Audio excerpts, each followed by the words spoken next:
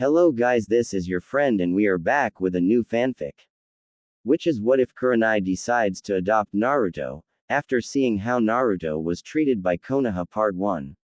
And if you enjoy this fanfic then please press the like button and subscribe to my channel for more fanfic like this. And now let's start the fanfic. It was a nice calm day in Konohagaku, capital of Hai no Kuni, also known as Fire Country. The sun was shining brightly as a sign of it being noon. There was a small breeze to keep the temperature at a comfortable degree. The trees was swinging in the wind. Kids was at the park playing under the watchful eyes of their parent or guardian. The ninjas was doing, well, they did what ninjas did on days like this, skip work and enjoy such a beautiful day. One such ninja was Kurenai Yuhi and her two friends Anko Mitarashi and Yugo Azuki. They was enjoying a nice day eating dango and drinking tea in one of the many outside lounge areas at the local restaurant. Although it seemed that everything about today was perfect, there was one person that was not so happy. This person happened to be the owner of the Konoha's orphanage, and the reason she wasn't so happy was because of what she was about to do to Uzumaki Naruto. Though she had to admit she didn't hate him or blame him for all the shinobis that died fighting Kyuubi, but have in him there kept the people who was willing to adopt others from coming in. She thought of ways to get him out without getting into much trouble, because if kids wasn't adopted soon then the orphana GE would run out of money and all the kids would be out of a place to stay, so in her mind it was easy get him out and everyone else would be saved from living a life on the streets. So here she was sitting at her desk writing a quick note and walked over to Naruto. Inside she was debating if this was the right thing to do, but looking at the other kids she decided if losing one kid would help the others get adopted then it was for the best. Uzumaki Naruto, follow me, she said when she got to him. Yes Shiho, replied the 4-year-old. Shiho took a deep breath and prayed to Kami someone with a kind heart would get her note. You no longer are allowed to stay here, she said. What, why, where would I go? Cried Naruto.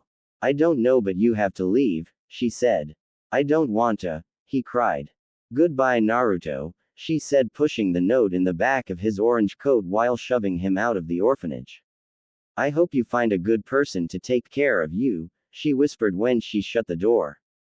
Naruto looked back at the door and blinked away his tears, trying not to cry. He couldn't understand why Shiho would put him out. She was always nice to him, so it didn't make any sense to him. He turned away and started to walk wherever his feet led him. He moved out of the way of anyone who was coming towards him, thankful that it was still noon and not many people was out. He walked and turned random corners, not knowing where to go or how to get to the Hokage's office. He stopped and looked across the street from him and saw 3 women eating something. One had black hair and what looked to him like a dress made out of bandages. The second had purple hair that was sticking up and she had on a long brown coat that was all he could see of her. The last woman also had purple hair and was wearing an all-black outfit. As Naruto looked, he saw the lady with purple hair that stuck up drop a piece of dango by accident and his stomach growled as if telling him to go get it.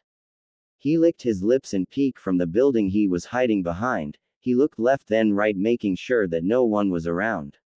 He then slowly creeped out and tried to reach the other side, but as cut off by a group of people that came out of nowhere. Naruto looked up and saw they all was looking at him with weird looks in their eyes. He slowly backed up. Where do you think you're going? Asked one of the Chunins. Nowhere, he stuttered out. Got that right, said another. Naruto turned and ran around the building with the men close behind. He cried while they laughed at him. He went completely around the building and ran across the building. He saw the 3 ladies while crying as the men chased and threw stuff at him. The 3 ladies turned and saw Naruto being chased by the Chunins and blinked. The black-haired one then got up and walked after them. Her 2 companions just looked on. The Chunin then pulled out a kunai and threw it. The kunai pierced Naruto's left leg, making him fall. The shinobis laughed and another Chunin threw his kunai. It was stopped by a kunai, making a loud clank. The Chunins blinked and looked around and saw the woman approaching. What Is the Genjutsu Ice Queen doing here? Asked one of the Chunins. What is a bunch of Chunins doing picking on a defenseless child for? She replied. That thing is not a child, now get out of the way so we can kill it, said a Chunin. And if I don't? She asked. Like you can take all of us on, Kurenai, said another Chunin. Who said she was alone? Said a voice from behind the Chunins. Should have known Anko the snake mistress and Yugo the weapons mistress would be close by, said a Chunin. As I was saying, if I don't move, what are you going to do? Asked Kurenai. The Chunin huffed in annoyance. Let's go, guys, he said. Idiots, attacking a kid like that, said Kurenai, picking up Naruto, who passed out from running so much and blood lose.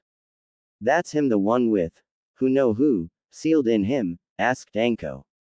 Yea, it is. It sickens me to know that the shinobi boast about how fair they are, but then they try and kill a 4-year-old when no one is looking, said Kurenai. I know, but what can you do? It's not like you can adopt him. Many shinobi, including Kakashi and Itachi, but the council blocked them all, said Yugo. And the Hokage acts like he don't even care, said Anko. I know, I'll think of something. I'm taking him home for now though, said Kurenai. Later, said Anko and Yugo. Kurenai took Naruto to her house and laid him on her bed. She too took of his coat and found the note that was stuck in it. To whoever finds this. This is Uzumaki Naruto. He is an orphan and has no place to go. He used to live at the orphan, but due to him being the adults of Konoha have came to the orphan less and less, and without kids being adopted we don't have enough money to take care of everyone here.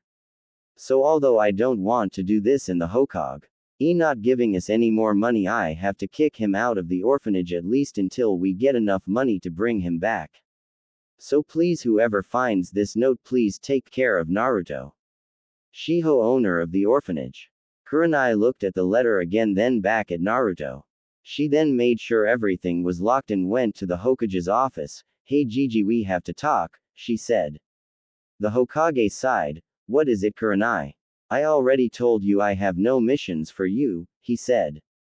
Kurenai looked at him funny. Who said anything about a mission? No, I'm here about Naruto, she said. What about him? Asked the Hokage. I'm adopting him, she said. You already know that is not possible, said the Hokage. Just like it's not possible for you to give the orphanage more money, or it's not possible that everyone who wasn't old enough 4 years ago to know about Kyuubi, news flash, everyone from the age 5 and up treats him like shit, and the younger ones are starting to act just like their parents towards him, and I'm tired of it. So I'm taking care of him whether you and the council like it or not, and I'm going to tell him about Kyuubi when I think he is ready, hoping he won't find out as stupid, she said. Then she left. That woman is a ticking time bomb waiting to explode, he said to himself. Kurenai arrived home and saw Naruto still sleeping. She smiled to herself and settled in for the rest of the day and started to read some of her old books. The next morning, Kurenai woke up and looked down at Naruto, who had snuggled closer to her, and smiled. She went to shower, then started to make breakfast for the two of them. Once she was finished, she went back to the room and was about to wake up Naruto when he started to toss and turn. She sat down and rubbed his cheek to get him tea. Oh, calm down, which had the effect of waking him. Morning, sleepy head, she said. Who are you? Where am I? He asked quietly, moving as far away from her as possible without leaving the comfort of the bed and blanket. You don't remember I'm the lady who saved you yesterday from that mod, she replied. Oh, thank you, he said. Let's get you cleaned up. She then picked him up and took him to the bathroom. She took off his shirt and saw all the scratches that he had on his body from the beatings he received and frowned, but soon her motherly instincts took over and she ran warm water to bath in. She poured water on his head, then proceeded to scrub him clean. She washed him a few times to get the grim off him, then picked him up in a towel and headed back to her room. Hey little guy, do you have anything besides that orange outfit? She asked. No, Shiho only bought me new clothes when the ones I had was too messed up to wear, he said. Okay, then let's get you into one of my t-shirts. Now it's going to be really big, but don't worry, she told him. After putting the shirt on him, she saw he still didn't quite seem comfortable in it, so she started to tickle him to get him to lighten up. Looks like someone is ticklish. Come on, let's eat breakfast, she said. You mean I get to eat also? He asked. They didn't feed you at the orphanage? Kurenai asked. No, only Shiho would give me food. The others would just hand me scraps when everyone else was done, said Naruto. He looked up into her intense red eyes and flinched as they wasn't as inviting as they was before. I see. Well, here you can eat as much as you want, said Kurenai. After both had their fill on the food, Kurenai put the rest into the fridge for later.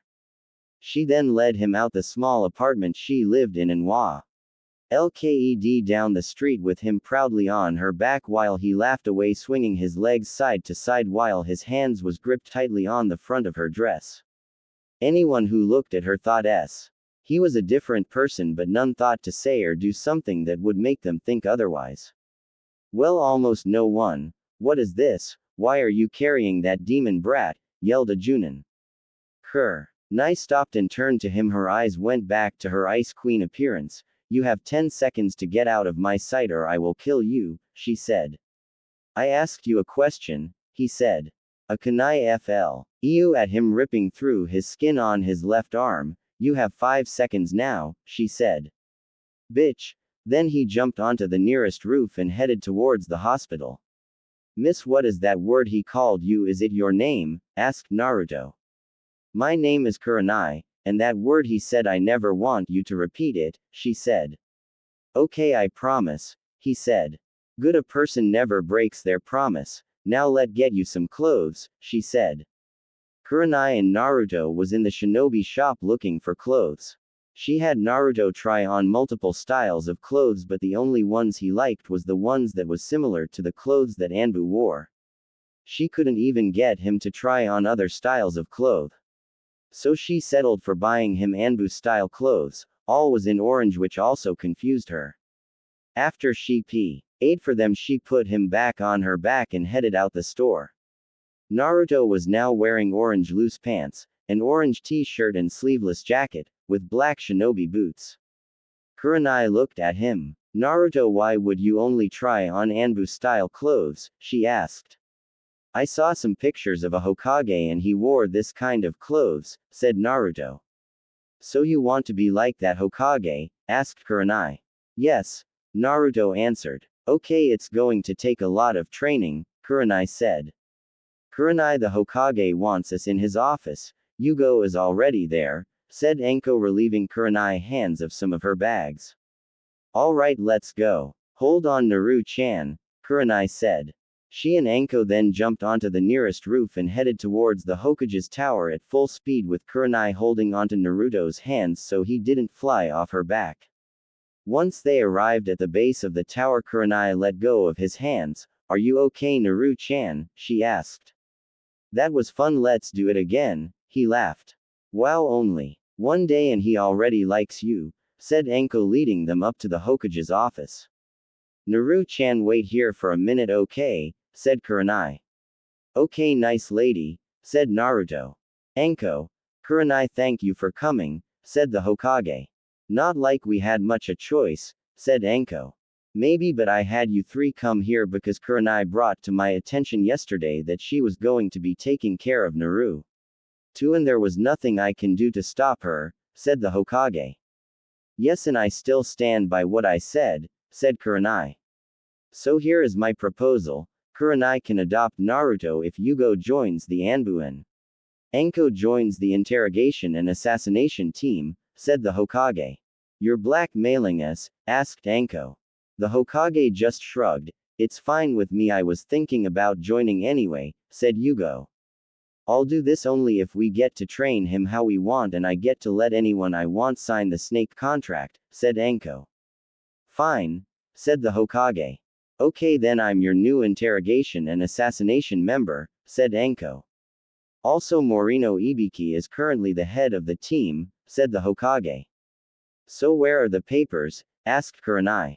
Huh, was Sarutobi's smart reply. The papers, so I see. and officially adopt Naru-chan, said Kurenai. Oh, right here, I just need your signature and his, said the Hokage. I'll get him, said Anko, walking to the door. Gaki, you can come in now, she said, opening it for him. Naruto, how are you? Asked the Hokage. I'm fine, Gigi, that nice lady was keeping me safe, he replied. That's great, but I need you to put your name on this, said the Hokage. Okay, what is it? He asked, writing down his name sloppily. It's adoption papers, the old man replied. What's adoption? Asked the 4-year-old. It means I'm your cousin, said Kurenai. Really? Why would you want to be my cousin? Everyone else beats on me. Why are you different? Said Naruto, looking like he didn't believe her. Naruto, do you not want me to adopt you? I thought you will. Do you like to be my son and get to live with me and eat how much you want and bath in the warm water? Said Kurenai, hurt that he didn't think she would want to adopt her, and it was evident in her eyes and her tone.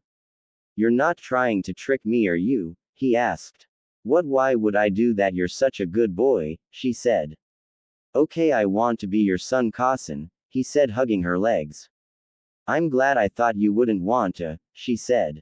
I hoped you would be my cousin when you saved me and let me stay with you, he said.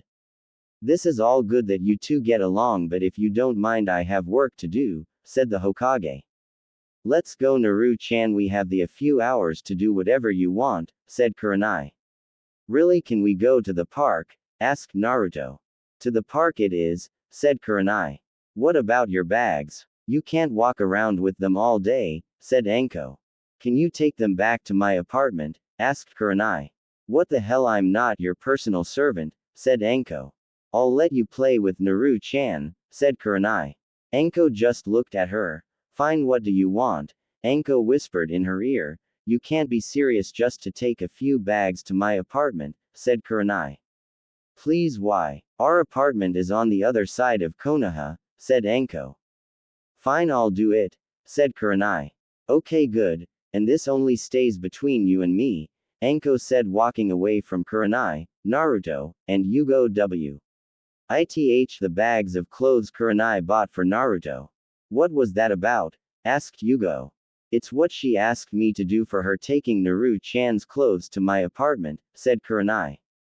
I know that. What did she ask you to do? Said Yugo. I can't tell you, she just said it stays between me and her, replied Kurenai.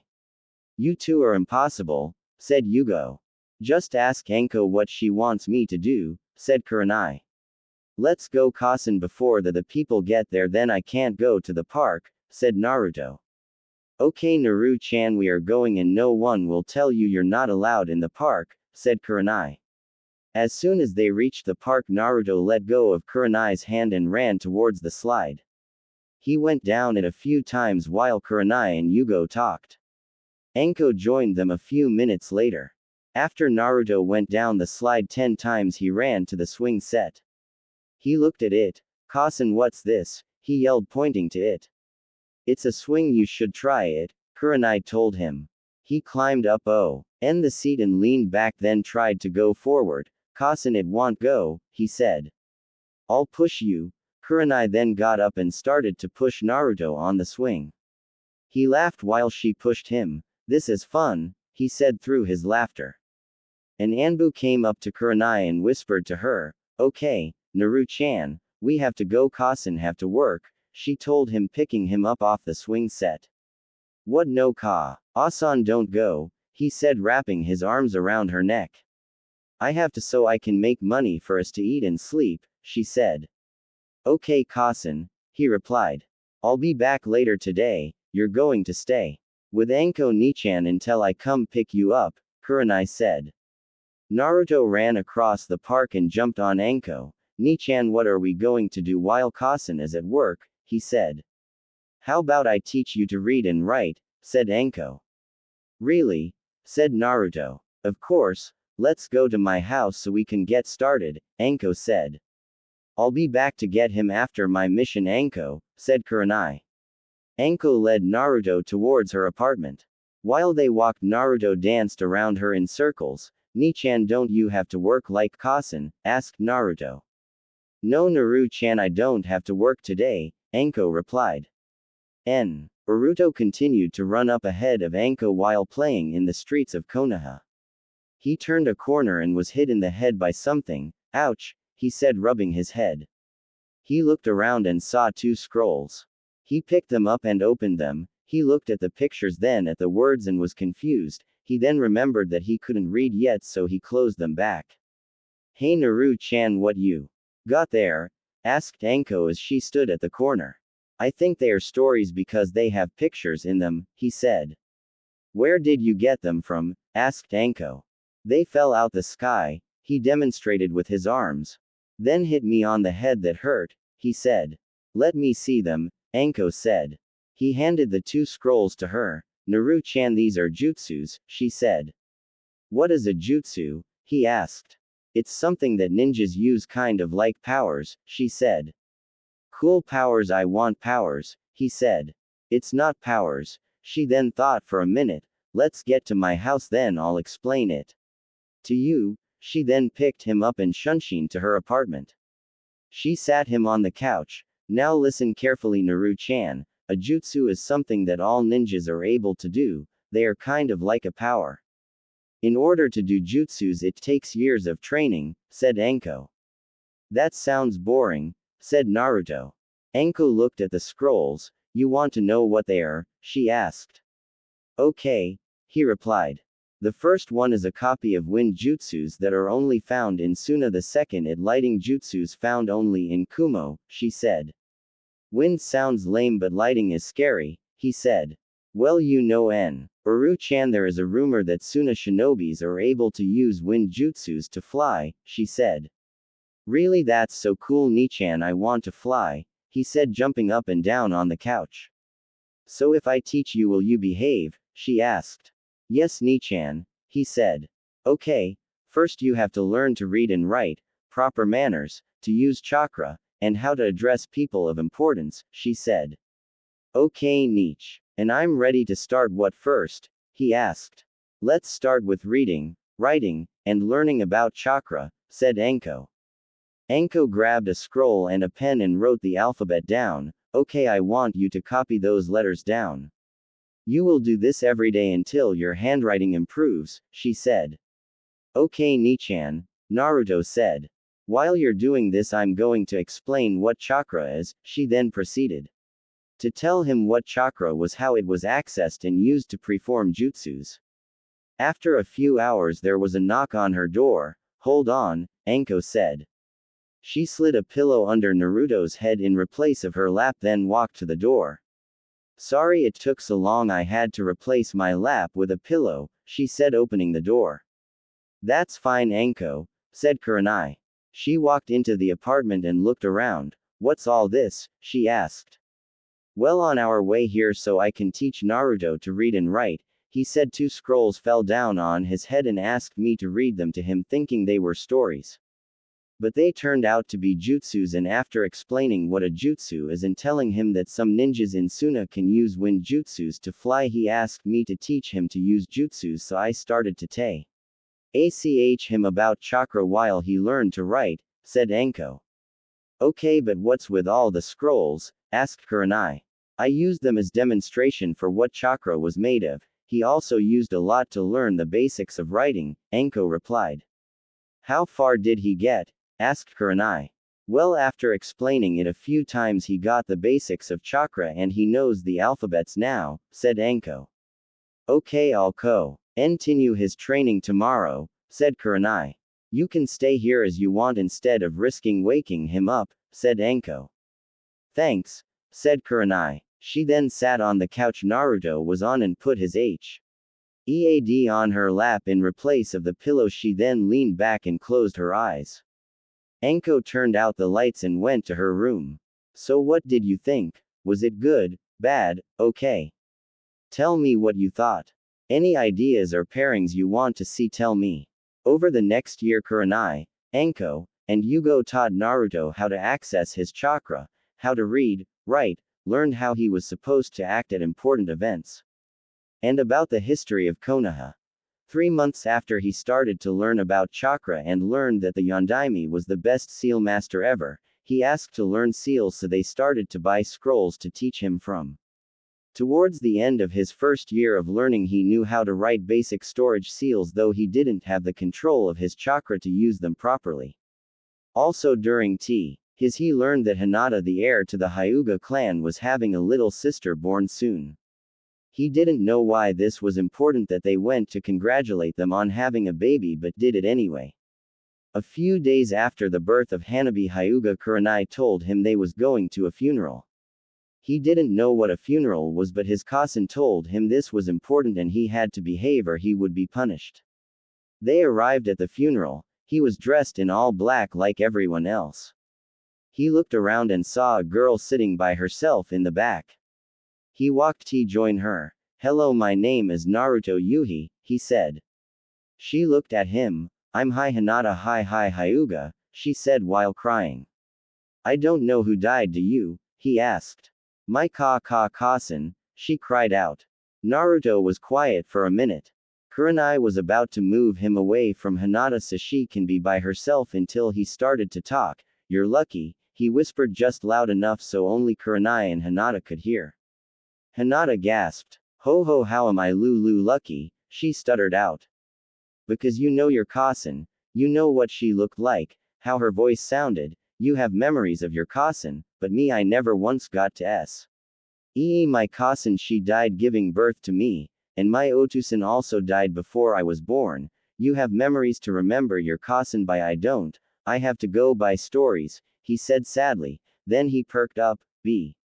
Oop, that's okay because now I have a new cousin Kurenai, she adopted me, so now I know what you felt like when you was with your cousin. You just have to remember those times when you get down and do every thing you can to make your cousin proud of you, he finished. Kurenai smiled when he finished. Hinata just looked at him. "Thank you Naruto-san, you really helped me see that not everyone gets to see their cousin. I'm just being selfish, I should be happy of the time I got with her," Hinata said. Hinata looked up to her otusan. "Naruto-san, how did you think of all that?" she asked. Naruto smiled. "I heard cousin tell that to some girl whose mother died. I memorized what she said because it made that girl feel better. I thought it would make you feel better," he said. "Thank you, it did. I'm going up to sit with my otusan. I hope one day we can be friends Naruto-san." She then walked up to sit next to her otusan. He looked down to her, surprised that she came this close to her mother's dead body. "Are you okay, Hinata?" he asked. "Yes, otusan. I just had to realize that not everyone have a cousin to spend time with. I just have to remember those times and try and make her proud," Hinata said. Hiyashi smiled. "Just do your best. And I know I don't say it, but I'm proud of you and always will be. Remember when I talk negative, that's because how I was raised and I'm trying to motivate you," he said. Kurenai pulled Naruto onto her lap. "You did a good job Naru-chan," she told him. "Cousin, what's it like to lose someone?" he asked. Kurenai thought about it. "I hope you never have to know what that pain feels like, baby," she said. "Cousin?" he said. "Yes," she replied. "What was my real cousin like?" he asked. "She acted just like you do, always full of energy, always wanting to learn, get stronger, help anyone she could, and beautiful," Kurenai said. "Like you?" Naruto asked. Kurenai just smiled. "She was my Junin sensei when I was a genin," she said. "Cousin, do you have anything that was my real cousin?" he asked. She thought about it. "Actually I do, but you have to earn it first," she said. "Okay cousin, I hope Hinata-chan is going to be okay," he said. "Cousin is why real cousin in here somewhere?" he asked. "Yes, I'll bring you to see her grave one day, but not today," she said. A week later, Naruto was walking to eat lunch with Yugo. They just finished part of their Kunai and Senbon training and she was treating him to lunch anywhere he wanted. The 5-year-old boy ran happily as he led Yugo to the ramen stand. He was a few steps in front of Yugo when a scroll fell and hit Naruto in the head, again. Naruto rubbed the offended spot while picking up the scroll. Yugo jumped on the roof of the building the scroll fell from and didn't see anyone, so she dropped down and walked to Naruto. You okay, Naru-chan? She asked. Yes. He held the scroll so she can read them. Yugo took the scrolls and opened them. After reading them, she looked at Naruto. Well, someone gave you sealing scrolls, we will work on them later, she told him. Okay. Do you know who? He asked. No, they was gone before I saw who did it, she replied. Tsunade and Shizune was sitting at a casino in the middle of tea country. As Tsunade was deciding what game she wanted to play, Jiraiya came up to them. How have things been? He asked, sitting across from Tsunade.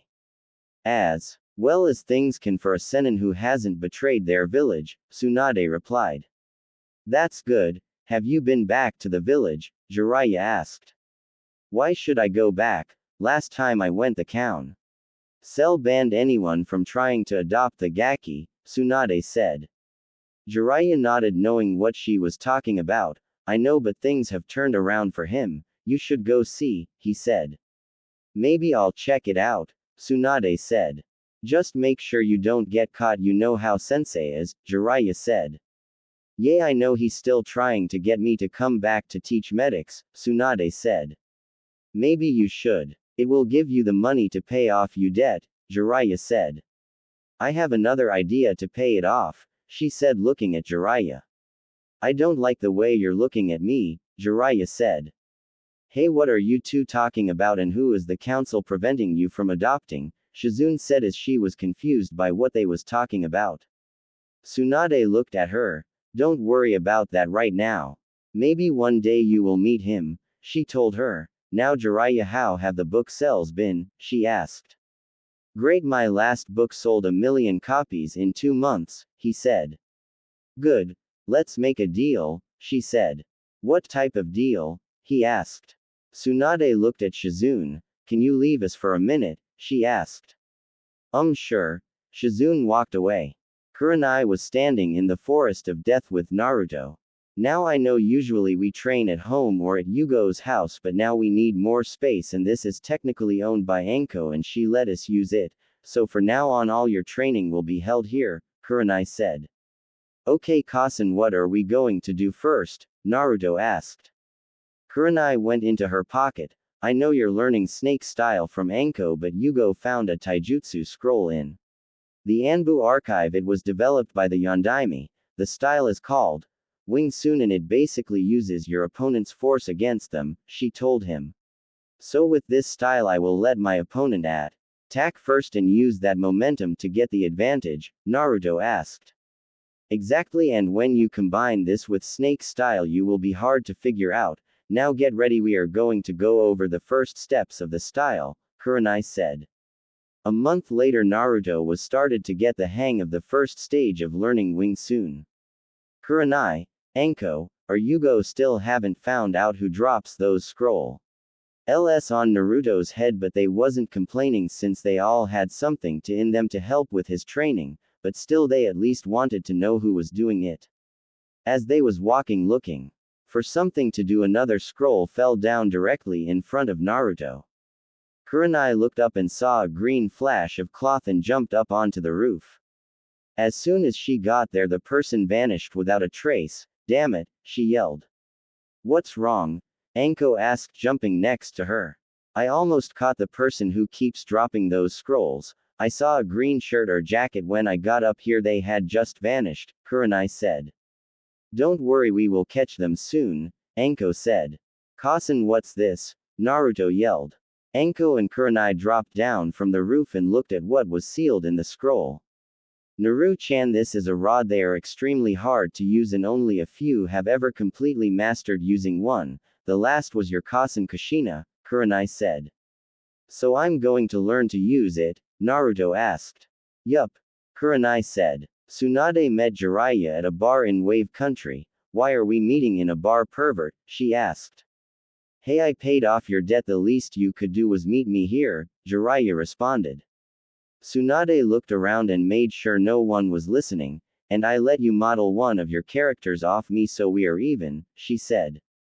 Yes, we are, and I must say I think this next book will be my best seller, he responded. I just want my cut for letting you use me as a main character and nothing about me better not be in that book, she said. Don't worry, I have more respect to put actual things about friends in my books, and you will get your cut. I'll deposit it into your bank account, he said. Good. Did you go back to the village? Tsunade asked. Yes, I went back. He asked. I had to sneak away from Shizune while she was sleeping, but I was able to get there, Tsunade said. What do you think? He asked. Naruto had just finished learning another stance in the snake style and was sitting in the forest of death studying scrolls on sealing. He had spent as much time as possible to learn sealing since Kurenai, Anko, and Yugo worried about teaching him everything else he needed to know. He pulled out his ink and practice scrolls and started to write seals on them. Over the fence flew a scroll landing right in front of him. Naruto looked up and only saw a puff of smoke and shrugged. He opened the scroll, Becoming a Seal Master by Minato Namikaze, he read. Pulling the book out the scroll, he opened the first page and started to read. Anko walked up. Hey Naru-chan, where did you get the book? She asked, kneeling down to read the name of it. It flew over the gate and landed in front of me. I looked up and only saw smoke, he told her, then went back to reading. I see, she said, getting up and walking out the gate. She looked around but saw nothing that could give her a clue about who threw it. A week later, all three kunoichis and Naruto was in the Hokage's office. What do you want, Gigi? We got training to do, Kurenai said. I realize that, but I have been getting complaints that scrolls have been coming up missing, the Hokage said. And this has what to do with us? Anko asked. Well, I was wondering if you knew anything about it. There was a report that Naruto has been getting scrolls from an unknown source, he said. Oh, and who filled this report, and how would they know where he got scrolls from? If you forgot, he is not allowed in any shinobi stores, Kurenai said. I know, but I have to ask so he can prove his innocence, the Hokage said. Well, he is innocent, he never is out in the village without one of us, Yugo said. Okay, well, I'll let you get on with your training, but if you see anything that will help us solve this, let me know. So far the only scrolls that have been taken are E rank, but we don't want anyone thinking they might have the chance for something bigger, the Hokage said. We will keep an eye out, Kurenai said, walking out the door. Naruto was getting ready for his second birthday with his three guardians. Although Kurenai was his official cousin, he felt like Anko and Yugo was also his cousins. They all even moved into a house that they had built outside the Forest of Death. A lot of council members complained, but they was quieted down by the clan heads of Hiashi, Sume, Shibi, Shikaku, Inoichi, and Chuza. Even with the Uchiha backing, having Naruto removed from the three kunoichis' protection, the elders wasn't able to get enough backing to force the removal. Mainly because most the shinobi force thought it was a good idea for him to have parents, and the Anbu more specifically prevented the council from doing anything by backed him being raised by the three 100%. Naruto walked down the steps in his normal attire of all orange clothes and went to eat breakfast like normal. As he sat down, Kurenai looked at him. So Naru-chan, what do you want to do for your birthday? She asked. Naruto thought. Well, it would be nice if I had some friends, he said. The three nodded. Leave it to me, Kurenai said. Okay, what else? Anko asked. Well, a party would be great, but it's not enough people to have one, so I guess ice cream and cake, he said. Consider it done. Now let's go, Naru-chan, it's a great day and you should have some fun before that festival start, Yugo said, leading outside once he was finished eating. Yugo-kasan, what's that festival for and why don't I ever get to go? He asked. Well, I don't know how to explain it, now just wait till you get older and able to protect yourself better and I'll take you, Yugo responded. Okay, he said. A few hours later, Yugo brought Naruto back to the house and immediately took him up to his room. Now Naru-chan, don't come out your room until I come get you. She then gave him a new book on scrolls to learn from. Here, look through this until I come back, she told him. Yugo went downstairs. How is everything coming along? She asked. Good so far. Kurenai went to invite some people and their kids, Anko said. Great. Need any help?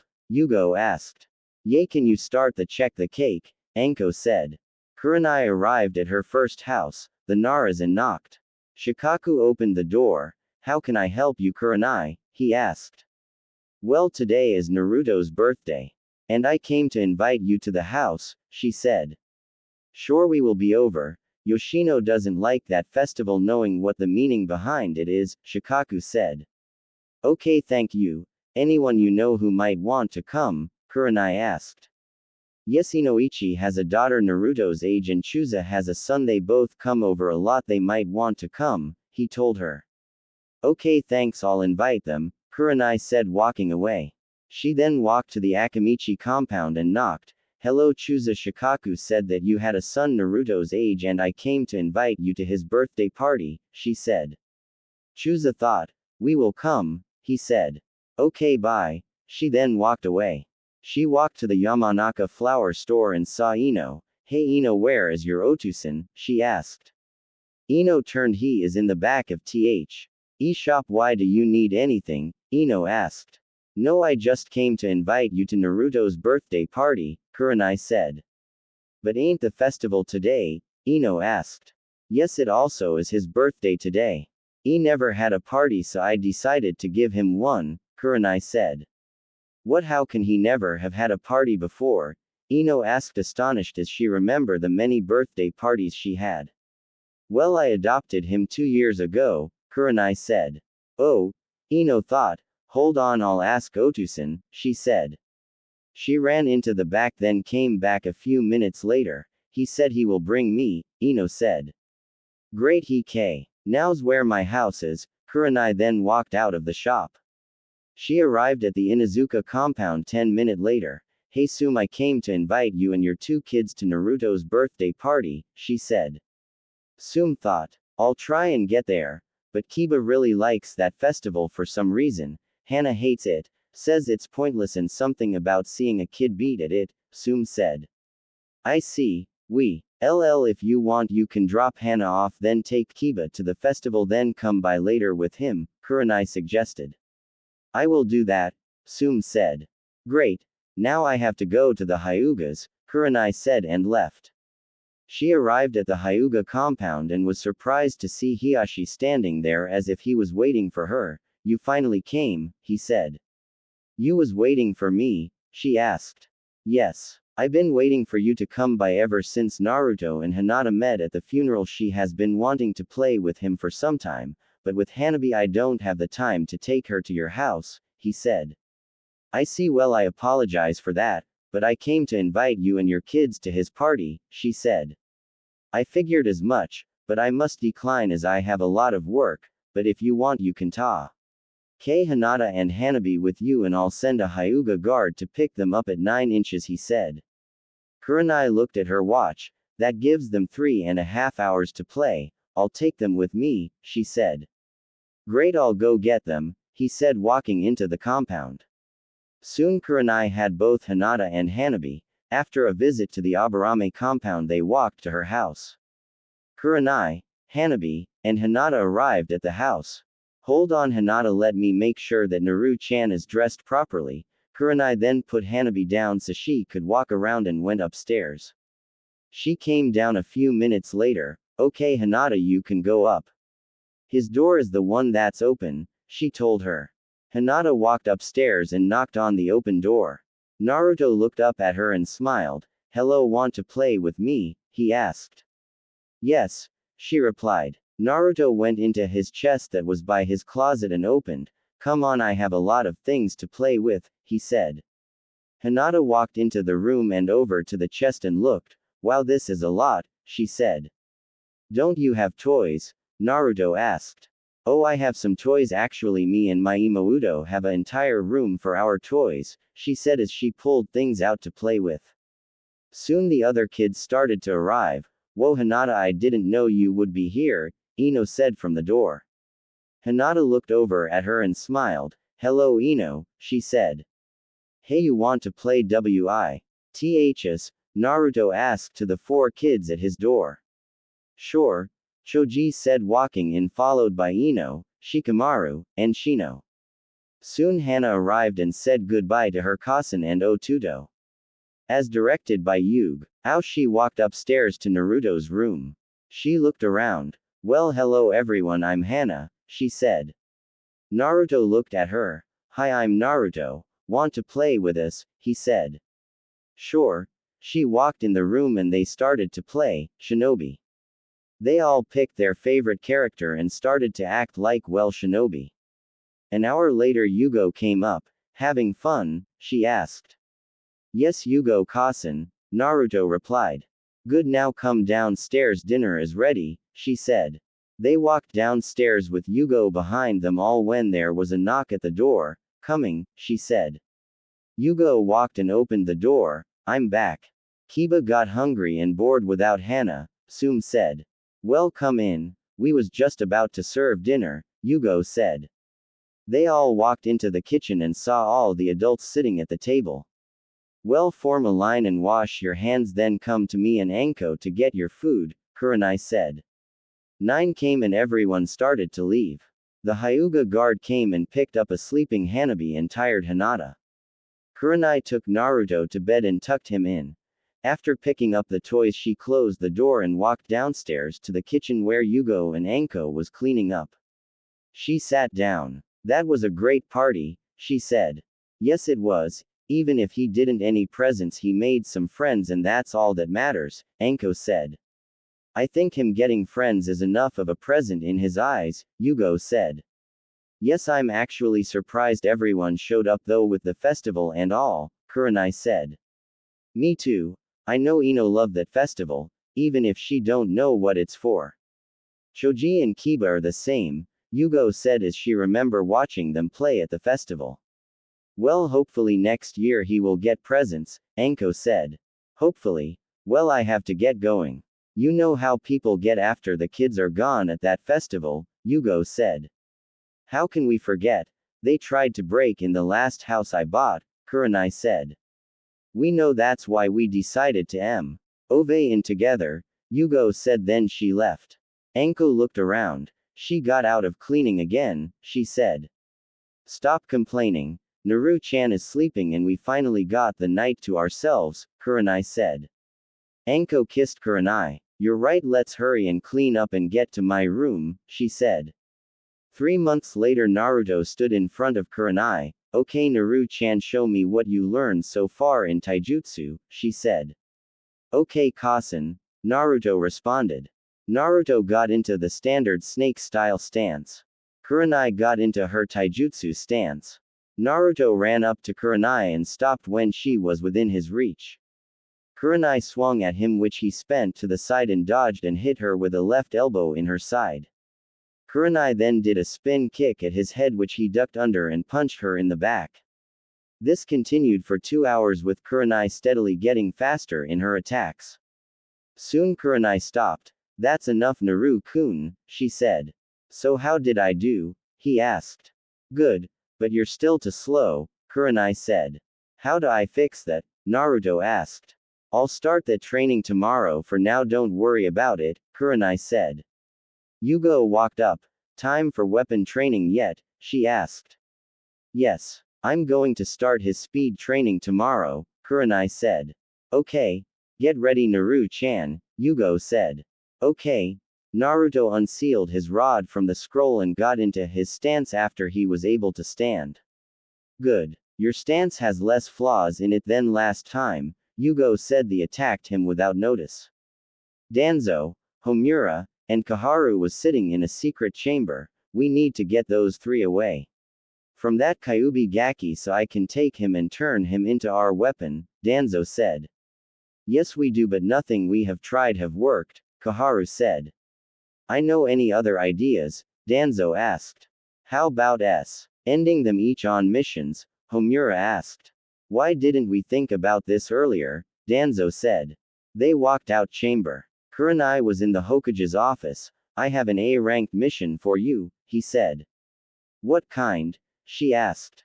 Infiltrate, seduce, and eliminate, he said.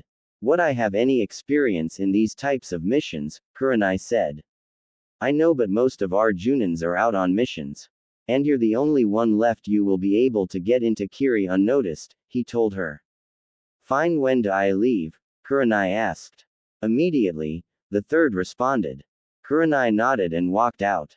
2 days later, Anko was in the Hokage's office. Anko, I have a infiltrate and assassinate for you, he said. Rank? She asked. S. He told her. Great, the target, and when do I start? She asked. The target is Gato. His corporation is becoming too large and he is starting to hire missing nins and using them to do his bidding. You will have a team of 2 ANBUs with you and you leave immediately, he said. Right. Anko then walked out. 3 days later, Yugo was in the Hokage's office with Naruto. Sorry Yugo, but I need you for a mission, he said. I am going to have to deny this Missy. On until Kurenai or Anko returns, she said. I'm sorry, but this mission needs your weapons expertise, he said. And what the hell do you expect me to do with Naru-chan until one of us returns? Yugo yelled. I'm sure he will be safe until one of you return. I'll have Anbu watch over him until one of you return, he said. Kakashi walked into the office. Am I interrupting? He asked. No, Kakashi, you actually came at a perfect time, Yugo said. I did? He asked, confused. Yes, I need someone to watch Naru-chan until one of us return from our mission, Yugo said. Kakashi looked at Naruto. Sure, I'll do it, he said, shrugging. Good. Also, we was supposed to start his speed training. Can you start it for us? She asked. Sure, Kakashi said. Good, now that we Avenue taken care of that, you leave immediately, Yugo. The three then left the office. Kakashi was sitting in the living room looking at Naruto. So Naruto, what do you normally do before you start training? He asked. Play in my room and sometimes my friends come over, he answered. You don't over their house? Kakashi asked. Yes, I only go over to their house when Kasen schedule it because all my friends are from clans, Naruto said. I see, want to walk around the village before we start training, you might meet someone new, Kakashi said. Naruto shifted nervously, remembering all the bad experiences from walking around the village. Kasen said I'm not allowed out in the village without them, he said. Oh, I see. Well, I promise nothing will happen and we will only stay out for an hour at most, he said. Naruto thought. Okay, he said. Kakashi made a shadow clone to stay and watch over the house and they left. They was on their way back when they passed a new weapons shop. Hey, a new shop, Naruto said. Let's check it out, Kakashi said. They walked into the shop and saw a girl who looked no older than Naruto flicking kunais, shurikens, senbons, and anything else SMA. LL enough to pick up with one hand and throw at a target without even looking up from her book. What amazed them was she was hitting every target dead on. Naruto's eyes widened. Amazing, he said. The girl looked up. Oh, sorry, how can I help you? She asked. That was amazing. How you do that? Naruto asked.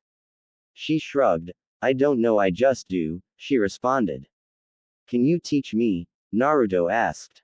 There is nothing to teach, I never learned how to do it. I just do it. It's a natural talent I have, she replied. Oh, are you training to become a kunoichi? Naruto asked. She looked at him. No, why? She asked. With an ability like that and the right training you can be a great kunoichi, Kakashi said. Well, I have anyone to teach me and I have to help my dad around the shop, she said.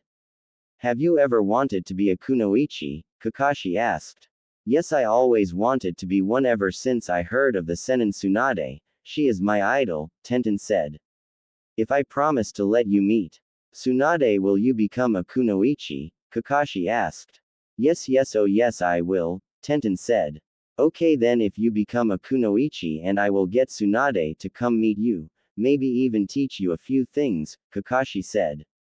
Deal, Tenten said. Well, I'm going to be a ninja. My name is Naruto, he said, holding his hand out to her.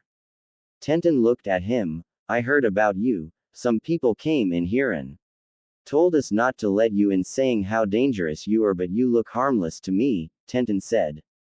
He looks harmless to me also, Tenten's father said.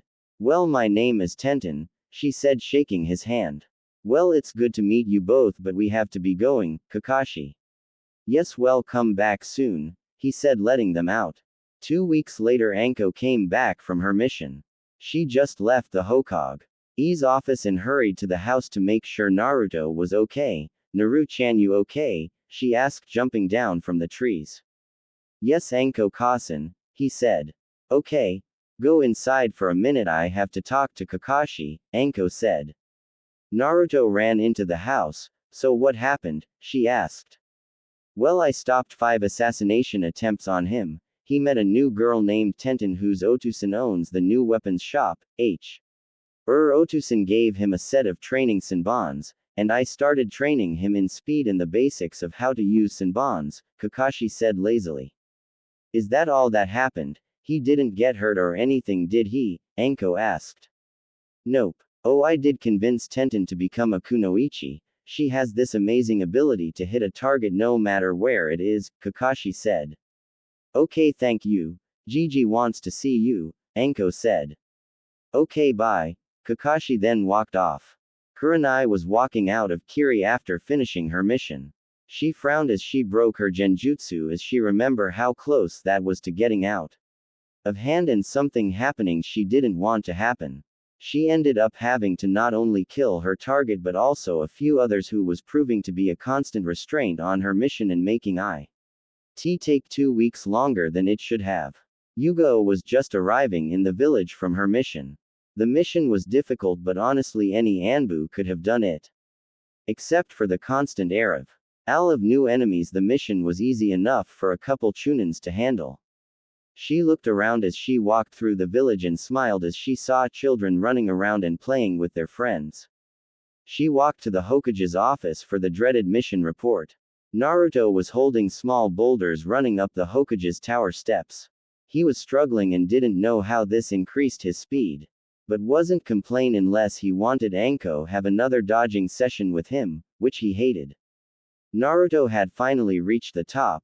Okay, Naru-chan, enough training for today. What do you want to do? Anko said. Naruto dropped the boulder and almost fell over. Can we see if any of my friends can play? He said. Sure. Anko said. Man, I can't believe they all are training now, Naruto said. Don't start that, Naru-chan, we can do something else, Anko said. They walked in the house and saw Yugo sleeping on the couch. Oh, I know, there is a new shop, the guy who owns it has a daughter my age, can we go there? Naruto said. Anko looked at Yugo and shook her head. Sure, come on. They then walked the house. Arriving at the shop, Naruto ran in. Anko followed behind at a calm walk. Naruto ran up to the counter. Hello, Tenten, he said. Tenten looked up from her book. Hi, she said. You remember me, right? Naruto asked. She looked at him. You're that Naruto kid, right? She asked. Yup, this is my cousin Anko, he responded. Hey, what all do you sell? Anko said. Weapons. Any type of weapon you want, my Otusan can make it. Scrolls mostly blank, but we sometimes get useful ones. And we sometimes get rare weapons also, Tenten said. Nice. Do you sell any jutsu books or scrolls? Anko asked. I think we have a few. We don't usually get them, so when we do, the why sell pretty high, Tenten said, walking to the back. She came back with her Otusan. So you're looking for a jutsu book or scrolls? He asked. Yes, I need more jutsus to train him with, she said, pointing to Naruto. Okay, I'll see what we have. Tenten, why don't you go play? He said. Okay, Otusan.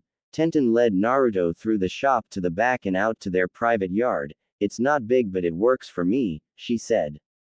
Naruto looked around. This is great. What do you want to play? Naruto asked. Usually I'm by myself, so I just practice so I can meet Tsunade like that one-eyed guy said, Tenten said. Oh well, we can train a little or play a game, Naruto said. Tenten thought.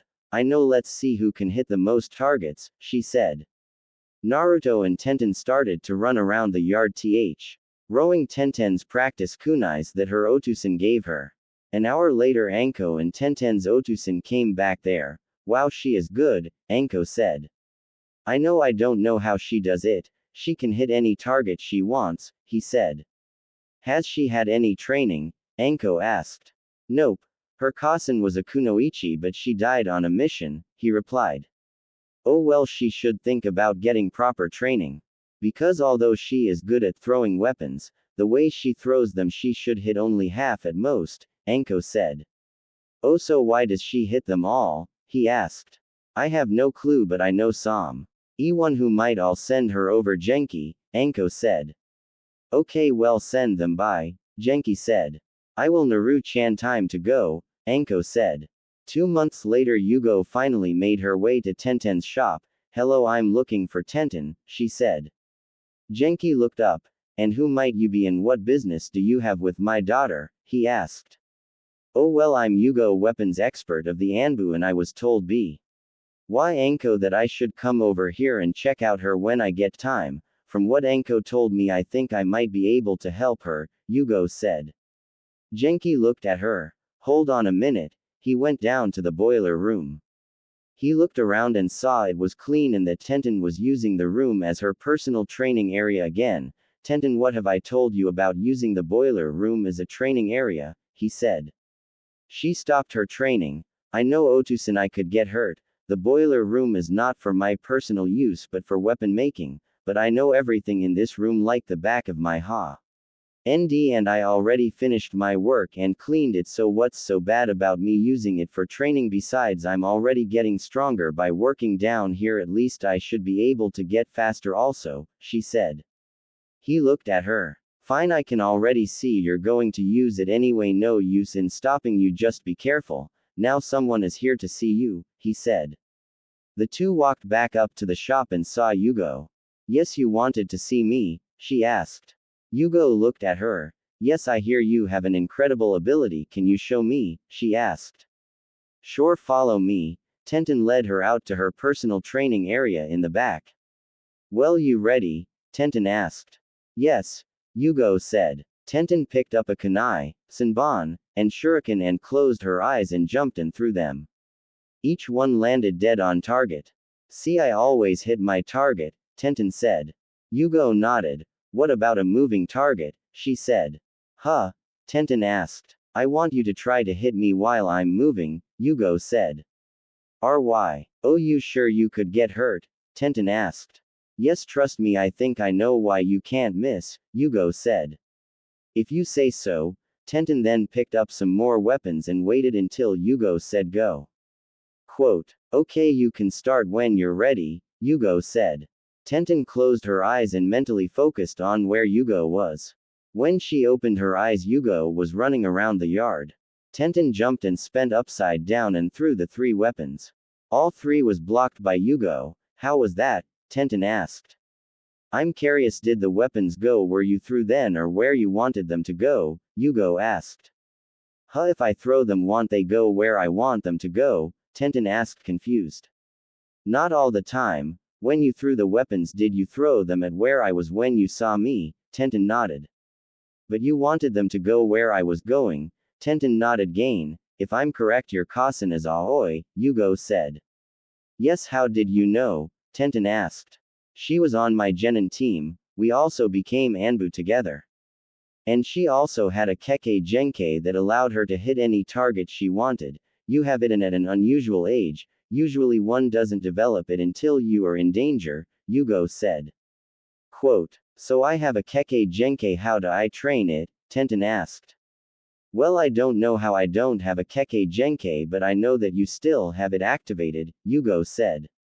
What, how, and how do I deactivate it? Tenten asked. Pull the chakra from your eyes to deactivate it, Yugo said. Tenten did as told and her eyes went from a sandy color to chocolate brown. Okay, do you know where I can train it and what's it called? Tenten asked.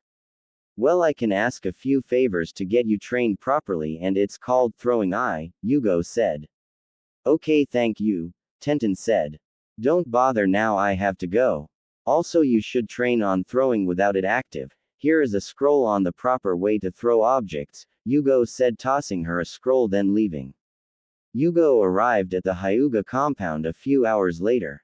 I need to speak to Hiyashi, she told the guard. Do you have an appointment? The guard asked. No, she replied. Well, you will have to schedule one, the guard said. Look only. You want to end up in the hospital, go get Hiyashi, she told him. What's going on? It's late and my daughters are sleeping, Hiyashi said. Hiyashi, I need to talk to you, she said. About what? I'm busy at the moment, Hiyashi said. Yugo looked around. I can't say here, anyone could be listening, she said. Hiyashi nodded. I'll give you 5 minutes, then you will have to leave so I can get back to my work, he said. That's long enough, she told him. They arrived in his office. I need a favor, she said immediately. What kind? He asked. Special training, Yugo said. Hiyashi raised an eyebrow. You know I can't train Naruto even if I wanted to, he said. No, not for Naruto. You know that new weapons shop that opened last month, she asked. Yay, what about it? Hiyashi asked. Well, the owner has a daughter, she was cut off. I know all that, get to the point, he said. Right. Her mother was Aoi and she has her dujutsu and doesn't know how to control it, she didn't even know she had it activated until I told her. And as you know, the throwing eye is similar to the Byakugan, where they can see all around themselves but they can't see chakra points, instead they see targ. ETS, which gives the user unbelievable aim, Yugo said. Hiyashi listened. I see why you came to me, but I'm afraid I can't help as much as I would like. My hands are tied, I'm already pushing it with the security I'm giving Naruto, and if I start to train this girl it would push my authority too far, both with the clan elders and village elders, and we both knows what happens if that would happen, he said. I know, but who said you have to train her or even know she was being trained? Yugo asked. I'm listening, Hiyashi said. Well, she is a year older than Hinata, they could become friends and train together at Tenten's house. She has a private area she trains at. Also, I'm sure Neji could use a friend outside the Hyuga clan, Yugo said. I'll see what I can do. He then went into his drawer.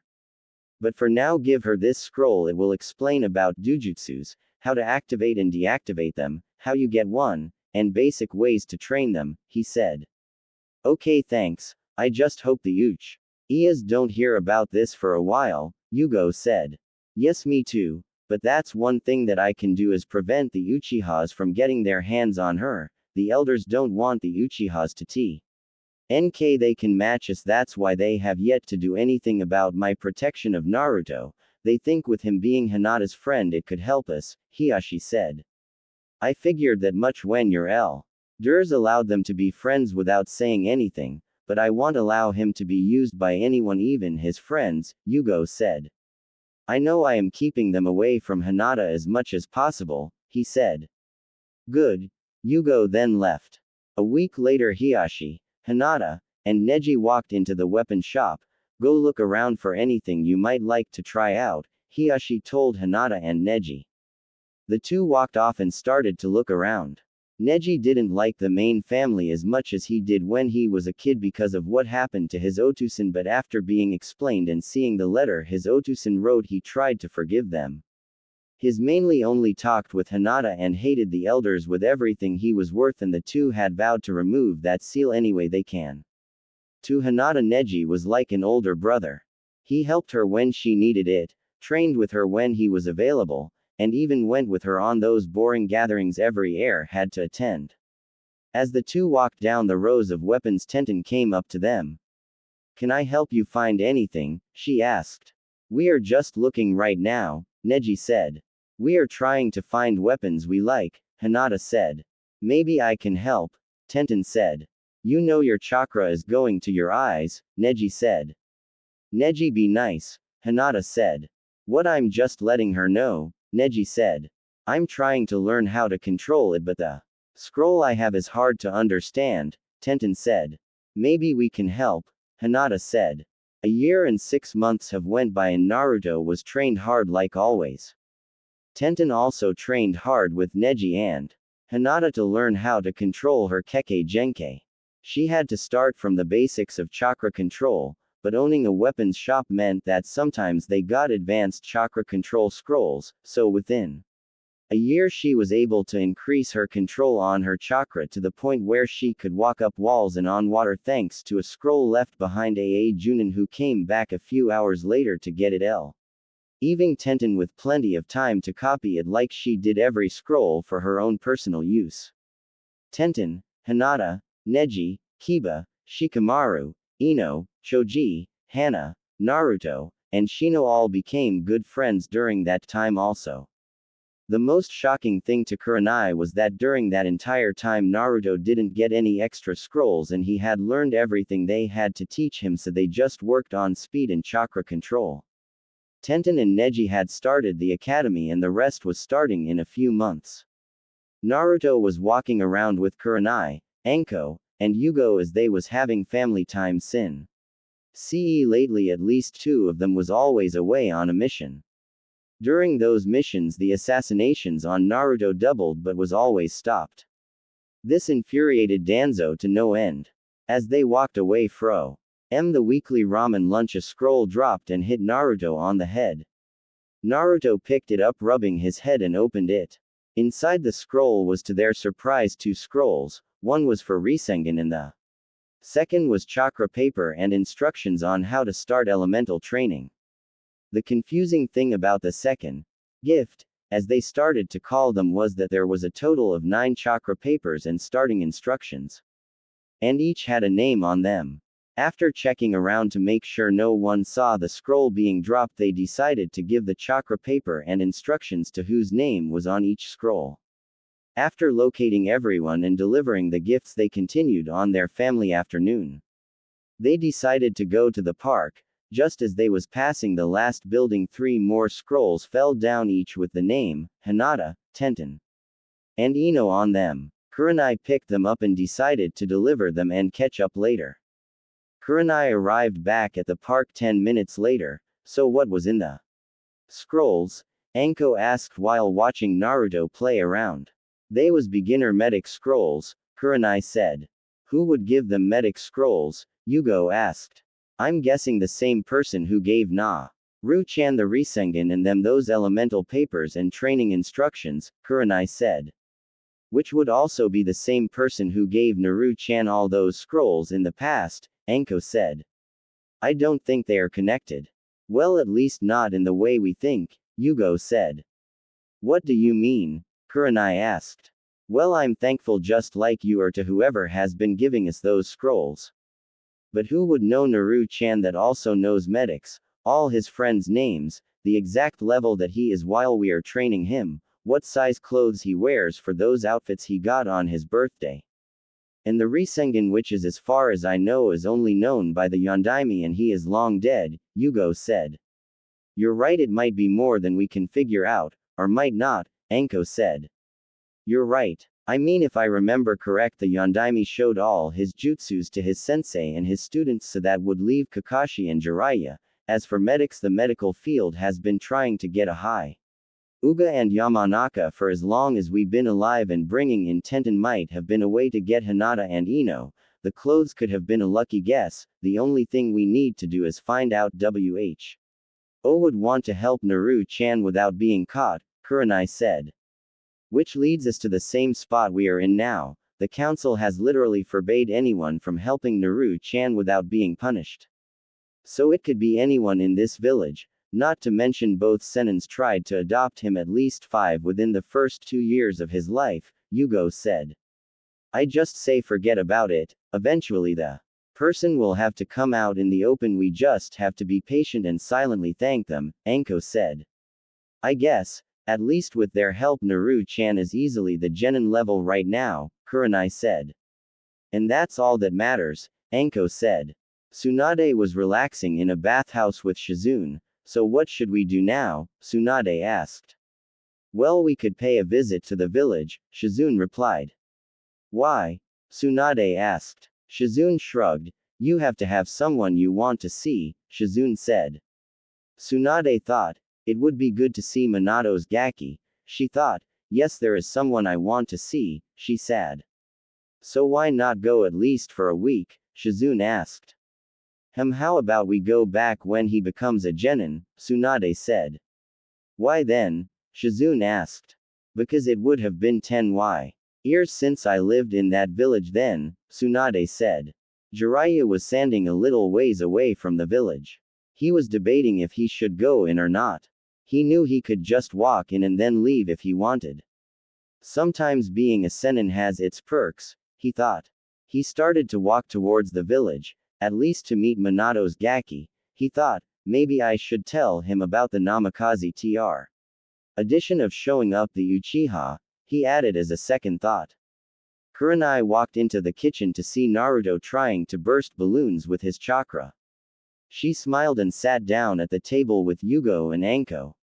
You two think we should tell him who his Otusan is? Anko asked when Kurenai sat down.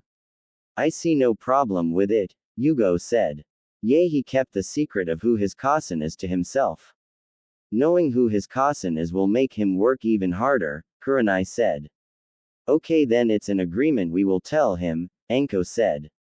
Naru-chan, come sit down, Yugo said. What's wrong, Kasen? He asked.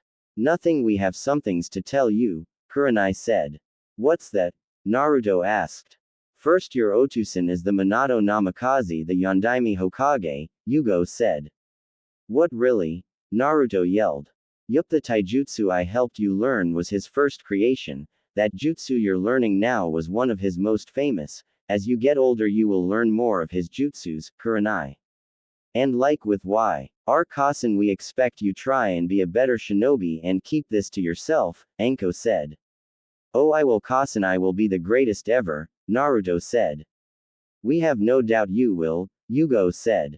There is something else, Kurenai said. What's that? Naruto asked. The reason why most of the civilians and some of the shinobis hate you, Kurenai said. Why is that? Naruto asked, looking down. Because to beat Kyuubi your Otusan had to seal it away and he could only use someone he knew would be strong enough to hold it back, Kurenai said. So that's why